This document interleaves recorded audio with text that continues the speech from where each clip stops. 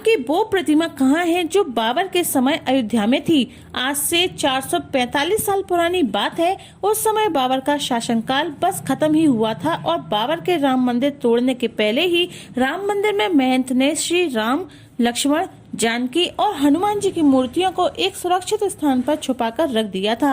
लेकिन श्री राम ने एक ऐसी लीला रची कि उनके एक भक्त को वहां आकर उन्हें अपने साथ ले जाना पड़ा और उनका भक्त उन्हें जहां ले गया वो वहां के श्री राम राजा सरकार कहलाए। दरअसल महाराज मधुकर शाह कृष्ण जी के बहुत बड़े भक्त थे और उस समय वो ओरछा के राजा थे। एक तरफ महाराज कृष्ण भक्त थे और दूसरी तरफ उनकी धर्मपत्नी गणेश कुबरी प्रभु श्री राम की बहुत बड़ी भक्त थी और दिन रात बस उनका ही नाम लिया करती थी। एक दिन महाराज के मन में आया कि क्यों न वृंदावन चलकर श्री कृष्ण के दर्शन कर लिए जाएं। वो महारानी के पास गए और बोले, सुनो भाग्यवान, मैं सोच रहा था कि क्यों न हम लोग वृंदावन जाकर श्री कृष्ण का आशीर्वाद लेकर आए। लेकिन महारानी के मन में तो और कुछ ही चल रहा था। उन्होंने कहा, महाराज, मैं आपके साथ वृंदावन नहीं जा सकती। महाराज ने हैरानी के साथ पूछा कि क्यों नहीं चल सकती आप हमारे साथ। वहाँ महारानी बोली, महाराज, मैं श्री राम के दर्शन करने अयोध्या जाना चाहती हूँ और मैंने वहाँ जाने की भी तैयारी कर ली है। महाराज मधुकर गुस्से में आग बबूला हो गए और बोले, अगर इतनी ही बड़ी श्री राम की भक्त हो कि उनके लिए मेरे साथ चलने को मना कर रही हो तो तुम अपने भगवान को यहीं क्यों नहीं ले आती हो। महाराज के गुस्से से कही गई ये बात महारानी के मन में घर कर गई थी और उठते बैठते उनके मन में ये बात चलने लगी। तब महारानी गणेश कुबरी ने यह तय किया कि भगवान श्री राम को वो ओरछा लाकर रहेंगी। इसके बाद महारानी अयोध्या के लिए निकल गयी। वहीं पहुंचकर महारानी ने लक्ष्मण किले के पास एक अपनी कुटिया बनाई और साधना करने लगी। कहा जाता है कि संत तुलसीदास भी वहाँ पर थे और रामचरितमानस लिख रहे थे। इतना ही नहीं, महारानी को उनका आशीर्वाद भी मिला था। लेकिन बहुत समय बीत जाने के बाद भी महारानी को प्रभु श्री राम के दर्शन नहीं मिले तो उनका मन बहुत दुखी हो गया और व्याकुल हो गया और उनने अपना शरीर त्यागने का निश्चय कर लिया। उन्होंने सरयू नदी में डुबकी लगा दी। सरयू के तेज मझधार के बीच प्रभु श्री राम ने उन्हें दर्शन दिए। प्रभु को देखते ही महारानी का खुशी का ठिकाना नहीं रहा। उन्होंने प्रभु से कहा कि प्रभु, मैं आपको अपने साथ ओरछा ले जाना चाहती हूँ, मेरी विनती को स्वीकार करें। लेकिन भगवान श्री राम ने कहा, मैं तुम्हारे साथ ओरछा चलने के लिए तैयार हूँ, लेकिन मेरी 3 शर्तें हैं। पहली शर्त ये है कि यात्रा पैदल होगी और यह यात्रा अकेले नहीं, मेरे साथ साधु संत भी होंगे जो नाचते गाते हुए मेरे साथ चलेंगे।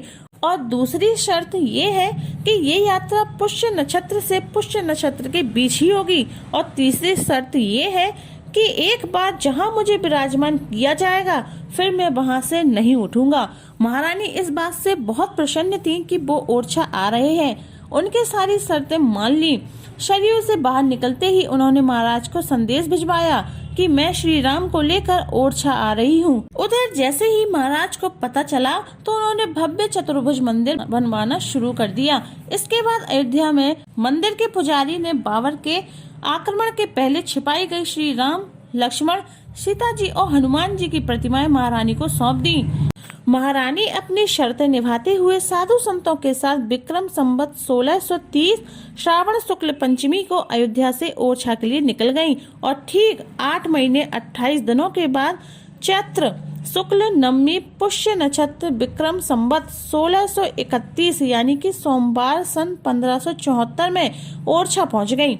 महारानी का मन था कि वो अपने प्रभु श्री राम को राज्याभिषेक करके किसी अच्छे मुहूर्त में उनको मंदिर में स्थापित करें। उन्होंने प्रभु श्री राम को अच्छे से तैयार करके महल में ही विराजमान कर दिया। लेकिन मंदिर में स्थापित करने के लिए श्री राम को वहां से उठाने का प्रयास किया गया तो कोई उनकी मूर्ति को हिला तक नहीं पाया। महारानी को तीसरी शर्त याद आ गई और कहा जाता है कि श्री राम अपने बाल रूप में ओरछा आए थे। भला कोई बच्चा अपनी माँ को छोड़कर कैसे जा सकता है।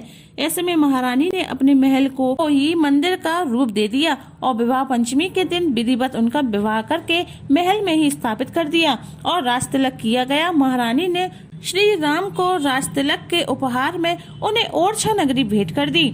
माना जाता है कि ओरछा में जिस दिन श्री राम का राज्याभिषेक हुआ था उसी दिन रामचरितमानस भी पूरी हुई थी। तब से उत्तर भारत के धार्मिक क्षेत्रों के साथ साथ संत समाज में राजा मधुकर शाह और गणेश कुबरी को दशरथ और कौशल्या के रूप में मानने लगे और इस तरह प्रभु श्री राम राम राजा सरकार कहलाए।